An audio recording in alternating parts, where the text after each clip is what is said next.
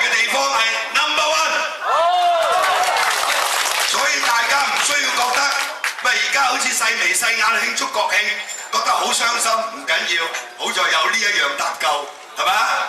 台灣有一個反對黨，中國大陸只有一個共產黨，係咪？呢個已經係一個好大嘅分別。所以我哋呢類啲中學就係講呢啲嘢嘅，你吹咩？係咪？我喺6.4前夕6月3號喺《明報》寫一篇文章，嗰條標題叫《香港從來就是顛覆基地》。從辛亥革命開始講，辛亥革命就係利用香港作為顛覆滿清政府嘅基地，係嘛？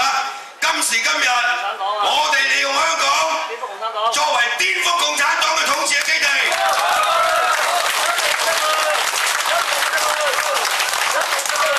所以今次11月嘅選舉，我哋要嗰啲同共產黨密室談判、支持政改方案嘅民主黨、民協翻屋企瞓覺。